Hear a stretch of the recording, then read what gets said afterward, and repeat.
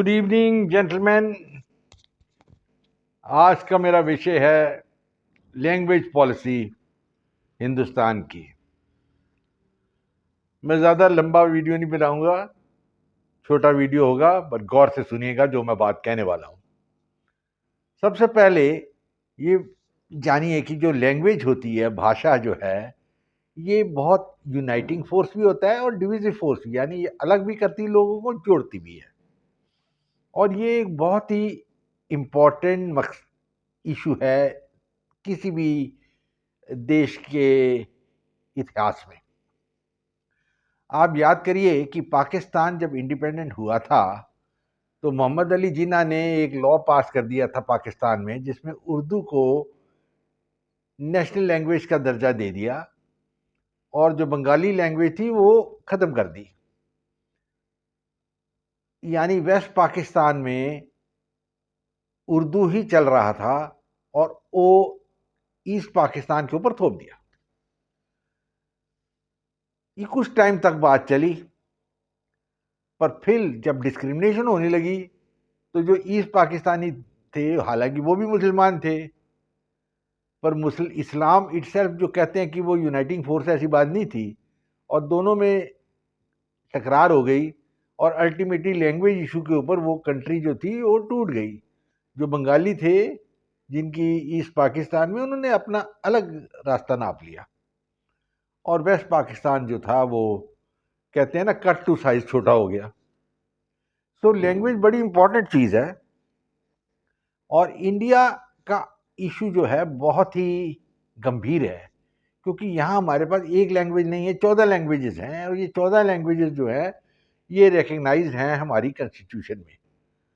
बहुत से लोग कहते हैं कि देखिए जी, रशिया में एक लैंग्वेज है, चाइना में एक है, फ्रांस में एक लैंग्वेज है। दुरुस्त बात है, मैं एग्री करता हूँ, पर वहाँ कोई दूसरी लैंग्वेज नहीं है। रशिया में रशियन ही चलती है, कोई थर्ड लैंग्वेज नहीं है। चाइना में भी चाइनीज मंडारिन है और कुछ नहीं है। जापान में जापानीज चलती है, फ्रांस में फ्रेंच चलती है।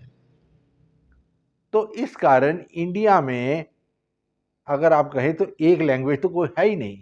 हालांकि हमारी कॉन्स्टिट्यूशन में लिखा है कि हिंदी हमारी ऑफिशियल लैंग्वेज होगी, और 47 में जब उन्होंने ये तय किया कि हिंदी हमारी ऑफिशियल लैंग्वेज होगी, तो कॉन्स्टिट्यूशन में भी लिख दिया कि 62 के बाद में, 15 साल की इंडिपेंडेंस के बाद में, इंग्लिश खत्म हो जाएगी और हिंदी ही लिंग लैंग्वेज हो जाएगी।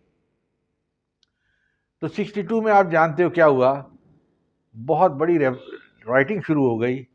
कई साउथ इंडियन थे तमिलनाडु में और दूसरी जगहों में, उन्होंने आत्महत्या कर ली अपने आप को जला के।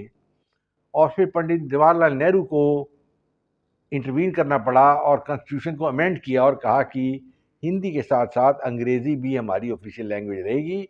और उन्होंने एक और भी चीज़ कही कि जब तक हर एक स्टेट अपने लेजिस्लेचर में ये पास नहीं करेगी कि हम हिंदी को ये दर्जा देना चाहते हैं, इंग्लिश रहेगी।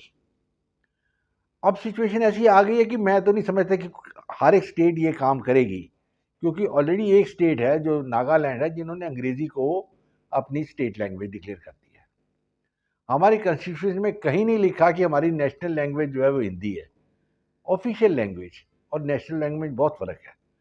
नेशनल लैंग्वेज जो है वो कहीं भी डिक्लेयर नहीं है हमारी कॉन्स्टिट्यूशन में, क्योंकि इंडिया में कई लैंग्वेजेस हैं। आप कैसे कह सकते हो कि आप हिंदी को नेशनल लैंग्वेज बना देंगे?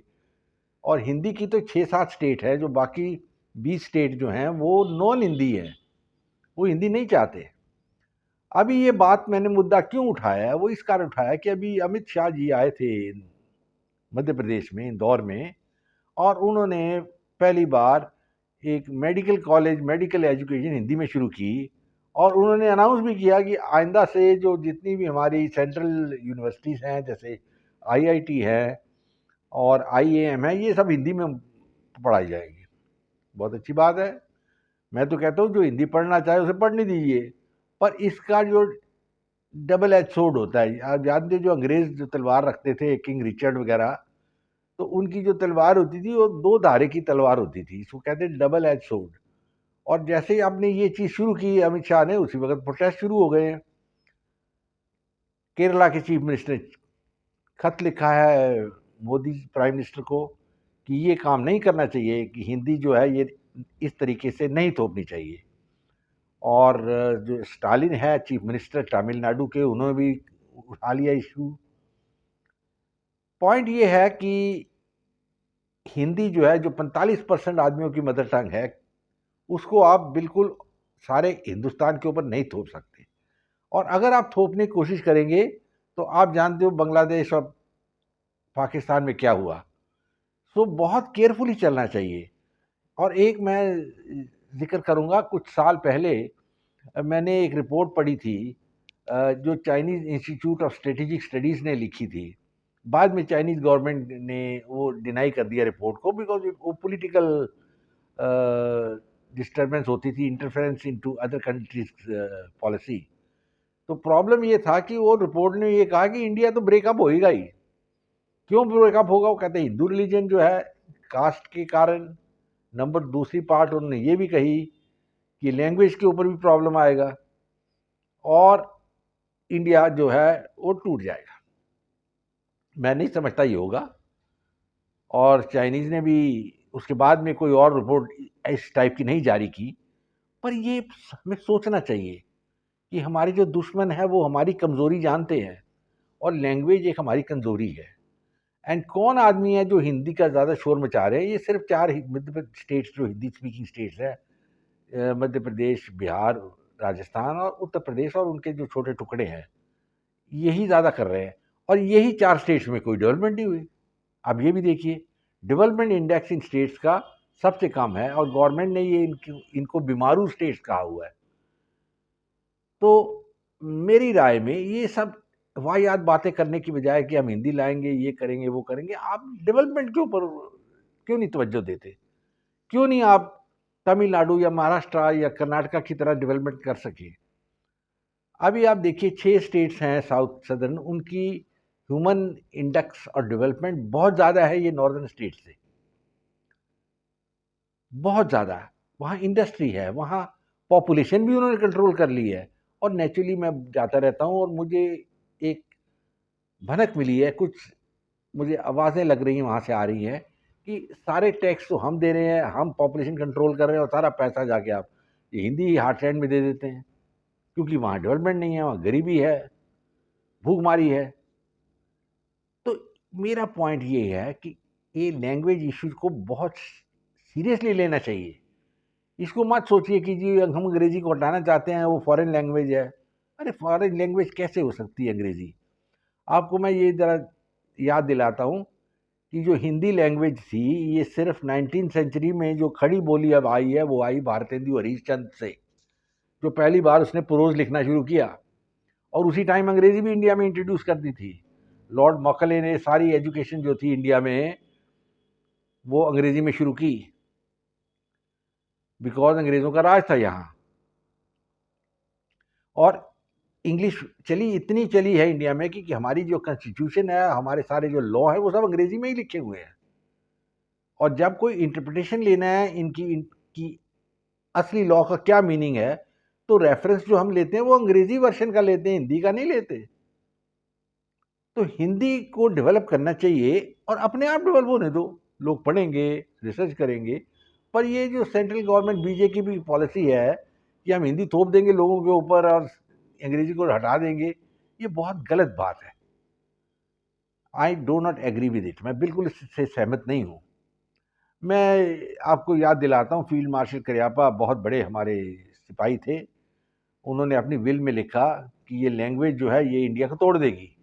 तो उन्होंने एक सोल्यूशन दिया कि ये जो लिंग्विस्टिक स्टेट्स है ये तो पहले ख़त्म कर दीजिए, क्योंकि हिस्टोरिकली इंडिया कभी भी लैंग्वेज के ऊपर डिवाइड नहीं हुआ। जब मराठा राज करते थे या मुगल कर राज करते थे, कभी वो लैंग्वेज के ऊपर कोई डिवीजन हुई थी? मैं तो नहीं जानता कभी हुई। जब अशोक राज करता था, कोई डिवीजन लैंग्वेज के ऊपर थी? नहीं। तो अभी क्यों लैंग्वेज स्टेट्स बना दिए हैं? उससे डिविजिव टेंडेंसी बढ़ती है। और सबसे पहले उस करियप्पा जी ने कहा था कि एक फुट रूल लीजिए, हिंदुस्तान के नक्शे में 7-8 पोर्शन मार्क कर दीजिए और उनको स्टेट्स दे दीजिए, यानी लैंग्वेस्टिक प्रिंसिपल खत्म कर दीजिए लैंग्वेज। और ऑब्वियसली पॉइंट आएगा कि एक लिंक लैंग्वेज तो चाहिए ही। अब Hindi can not be leak language, Hindi कुछ 40-45% आदमियों की लैंग्वेज है, मदर टंग है, बाकियों की नहीं है। तो हिंदी किसी हालत सूरत में एक ही लैंग्वेज नहीं बन सकती, सोल लैंग्वेज। तो ऐसी कौन सी लैंग्वेज है जो सारे इंडियंस एक्सेप्ट कर ले और कोई प्रॉब्लम नहीं आए, और वो अंग्रेजी ही है। अंग्रेजी मेरी राय में इंडियन लैंग्वेज ही है, क्योंकि वो अंग्रेज़ों ने इंट्रोड्यूस की 17वीं-18वीं सेंचुरी से, और 2-3 साल 100 साल से ये इंडिया में इंग्लिश चल रही है। हमारे बहुत अच्छे राइटर इंग्लिश में निकले हैं, जो इंडिया से बाहर भी चले गए हैं और यहाँ भी हैं। आप जानते हो सलमान रश्दी, वी.एस. नायपाल, खुशवंत सिंह, कर्नल मुलगांवकर, कितने कितने अच्छे राइटर हैं अंग्रेजी में, जिनका ग्लोबल नाम है। तो सबसे बड़ी चीज़ है कि रियलिटी पे रहना चाहिए। ये जो शूविनिज्म एक वर्ड है अंग्रेजी का, यानी आप अपना ही धुन बजाते रहें, ट्रम्पट ब्लो करते रहें और दूसरे आदमी चुप रहेंगे, ऐसा नहीं हो सकता। तो मैं समझता हूँ कि अगर थोड़ी समझ रखेंगे मोदी जी, तो ये जो चीज़ें वो आइडिया शुरू कर रहे हैं कि हम हिंदी में कर देंगे सब कुछ, ये ना करें। अगर वो इंडिया की का अच्छा चाहते हैं, अगर वो चाहते हैं कि इंडिया आगे डेवलप करे, पर अगर आपका एम है कि ऐसे ही कहानियाँ डालनी जानी है और एक मुद्दा बना के रखना है, क्योंकि डेवलपमेंट आपने नहीं की यूपी, बिहार, मध्य प्रदेश में, तो जब डेवलपमेंट नहीं की तो ये इन बातों के ऊपर तवज्जो देते रहो जी, हिंदी लाओ जी, हम जिस कल को स्कूल में हिंदी पढ़ाएंगे। अब ये सोचिए कि ये जो हिंदी पढ़े हुए आदमी बाहर तमिलनाडु में जाएंगे या बाहर फॉरेन में जाएंगे, वो क्या करेंगे भाई? वहाँ तो आपको अंग्रेजी का कंपलसरी टेस्ट पास करना ही पड़ेगा, और वहाँ जाके ये फेल हो जाएंगे। और जो बच्चे यहाँ से तमिलनाडु है या बाकी स्टेट से यहाँ आएंगे पढ़ने के लिए कॉलेजेस में जहाँ हिंदी मीडियम होगा, तो वो कैसे पढ़ेंगे भाई? तो एक चीज कहते हैं लेवल प्लेइंग फील्ड, मतलब हर एक इंडियन सिटीजन, अगर आप चाहते हैं इंडिया का एक एक इंडिया रहे, एकता रहे, तो आपको ये ऐसी पॉलिसी नहीं लानी चाहिए। बाकी मेरे ख्याल में आप समझ गएंगे मैं क्या कह रहा हूँ।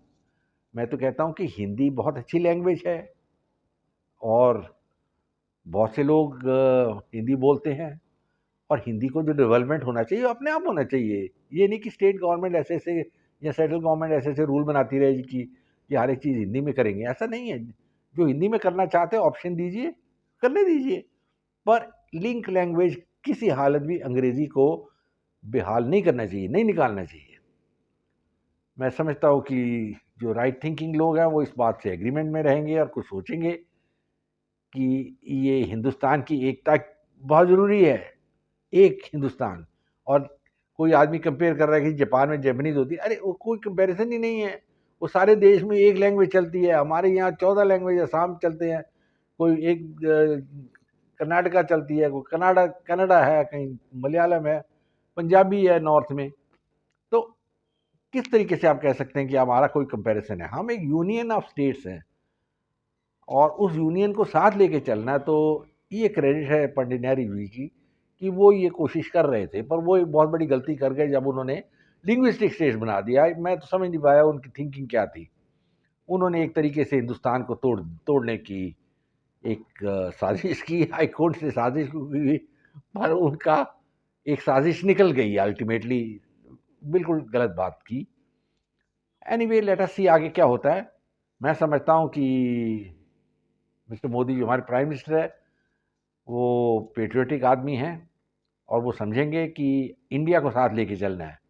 वो 4 हिंदी स्टेट्स को साथ लेके नहीं चलना। अगर इंडिया को साथ लेके चलना है, तो आप अंग्रेज़ी को सर्वश्रेष्ठ पोजीशन देंगे इंडिया में। हिंदी को भी इम्पोर्टेंस मिलेगी, क्यों नहीं? सभी लैंग्वेजेस को मिलनी चाहिए, पर अगर लिंक लैंग्वेज रखना है, तो अंग्रेज़ी किसी हालत हटा नहीं सकते आप। ओके जेंटलमैन, मैं ख़त्म करता हूँ। आपको शायद मेरा वीडियो पसंद आया, आई होप। आप शेयर करिए अपने दोस्तों से, लाइक करिए, एंड मैं अब ख़त्म करता हूँ।